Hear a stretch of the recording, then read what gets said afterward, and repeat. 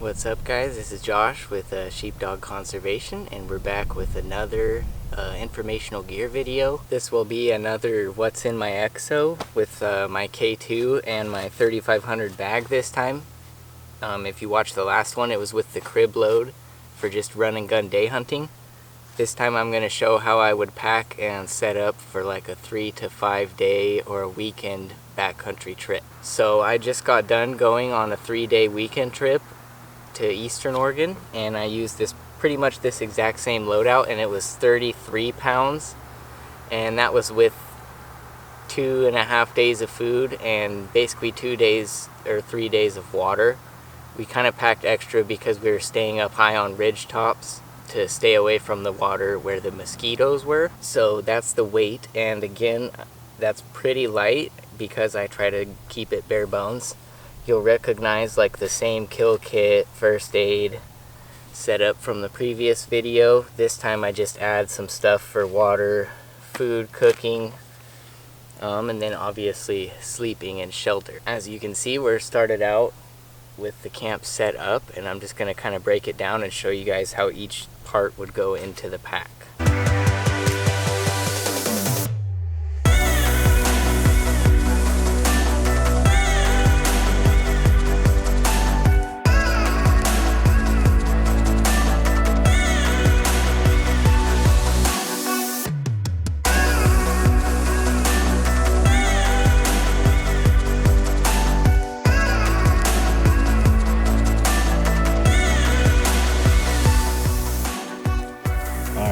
So I gave you guys the base weight of 33 pounds, and you could basically consider that an average of like 30 to 35 for this loadout, depending on your food and water situation. But to save time, I'm not going to go over any more weights. However, those will be included in the description, as well as like a good list that you guys can save and use later of everything I'm about to show you. So with that said, this is going to be the first thing that I kind of break down. It's my shelter. It's a Luxe 2-person teepee, the Hex Peak, which I would call this one more of a 1-person, and then they have an XL model that's probably a 2-person. And inside it, as you'll see in a second, there's an inner bug net where I have my sleeping pad, sleeping bag, and pillow. And that's basically all that's in there, and I'll show you how I break it down and load it up and put it in my pack. So this is the dry bag.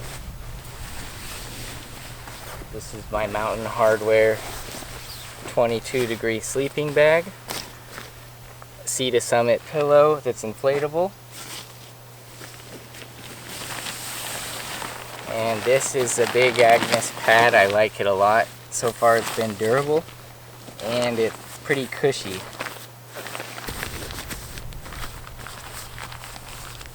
So I roll up my sleeping pad and I kind of get it into the bottom of the sleeping bag, and then that ensures that it kind of all stuffs into here good.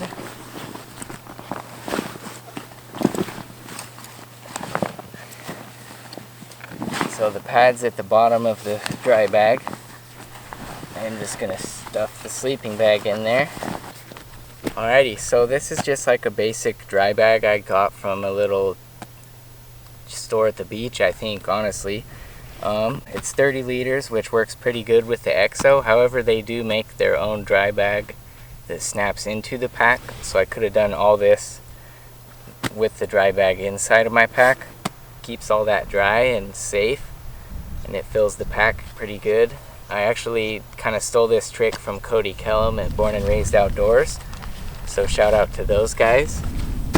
So that is all for that. I'm gonna take the rest of the tent down and kind of get it packed up, and then I will load everything into the pack one by one and show you guys how it works. Alrighty guys, so it was getting a bit sunny and windy outside, so I decided to come in. And one quick side note, it's probably hard to tell, but I got this thing packed down. It was about this tall and like probably about that wide. I kind of always actually do it about 2 or 3 different times. You can kind of just keep getting more air out of it. Like I could even probably do a little bit more, but that will do. That'll fit a lot better in the pack. So here is everything broken down, loaded up how I would put it in the pack. I'll kind of go over it all, and then it's going to be hard to do it all in one shot, putting the pack together and keeping it kind of short, but I'll do my best. So here we go. Here's the teepee and the inner tent that I took down from outside. My trekking poles, they are the Peaks Sissy Sticks.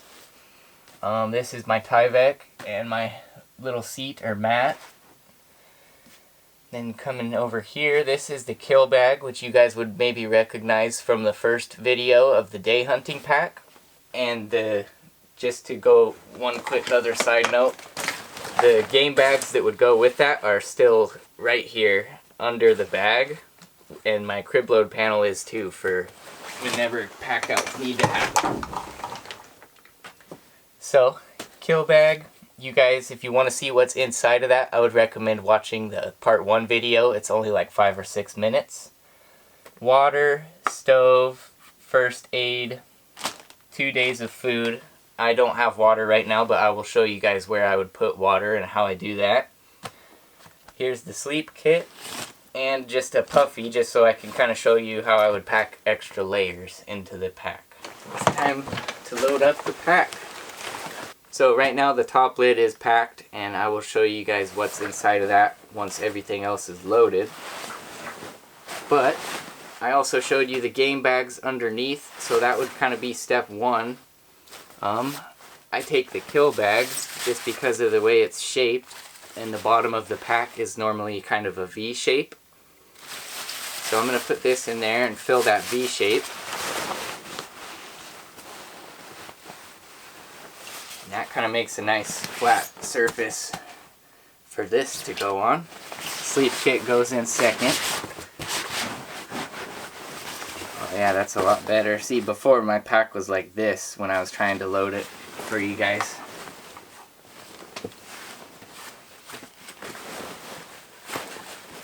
Okay, so KillKit, SleepKit. I'm gonna zip that up. And I think I'm going to put this in here next before everything gets too full. I just slide these in the outer stretch pouch.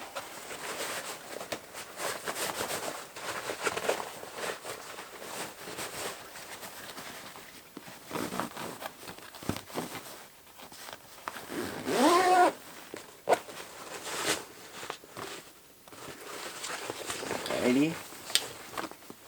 There's that.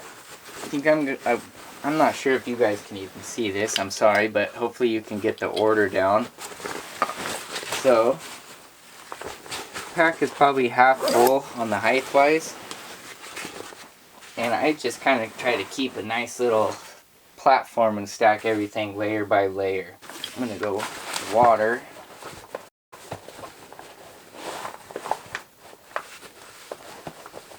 And so, like the water can easily be grabbed out of there later if I need to.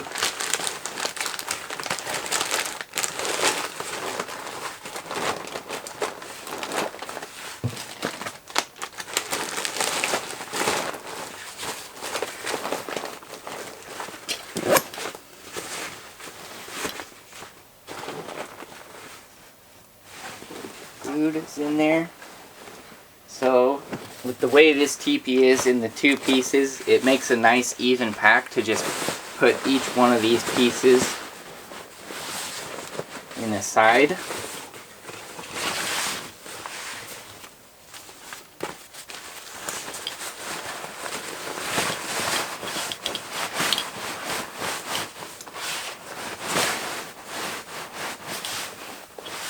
So I got food and water. The last things I have, well, I got the shelter in each side also. Everything is still kind of loose. I like to fill it all before I cinch anything down. So these make a nice little thing right there. I'm going to put the stakes in the top. And lastly, I like to put my close on the very top because they just kind of pack in and fill everything nicely at the end. Puppy. Alrighty, last thing that's going on the bag is my Trek poles. That is everything you saw that I had out is now loaded in the pack. Trek poles were kind of the last thing. So the one thing I didn't have in the pile, as I said, was water. I normally would carry 2 48-ounce Nalgene's, pretty much 1 per day. And I put them in the side here. So that was all my camping gear that was laying out there is now in the pack. And the last thing I got to show you is what I would put in the top lid here. One other thing is, I'm sure you can see the bow bucket. I would normally have my bow or rifle in there, or if it's someone else's hunt, I carry my tripod right here with the spotting scope attached. So that's kind of the things I would carry right there. And then lastly, in the top lid, it's really similar to what you would see in the Slurpee Stalker for my run and gun day hunting setup, if you guys watched the part 1 video. Anyways, I just keep snacks and like hydration and a spoon there. Headlamp. If I have my spotting scope, I would have a phone scope in here. And then this is just kind of my essentials that you never know when you might need. So I have pyro putty and a lighter, my tagging kit, just a patch kit, which that kind of stays with my SleepKit, and then a knife and blades, just because they're easier to get from here than my kill bag that's in the very bottom. And that is it. So, like I said, this is about 30 to 35 pounds for 2 to 3 days. I'm sure if you're going 4 to 5 days, you might be more like 40 pounds with food and water, but that's about it. This is kind of the best I could do. There's not many things in this pack that I could think I could go without anymore. I've gotten rid of a lot of things I don't need to get it down to this weight. And yeah, a lot of the packing stuff is kind of ideas that I got from Born and Raised. I already said that, but and then since then I've just been tweaking it for a couple years to my liking. So hopefully you guys could learn from that and kind of think of ways you can play with your packs and change it up. Anyways, I'm going to wrap it up. So thanks for watching, and we'll probably be back with a couple more of these kind of videos soon. Good luck this season.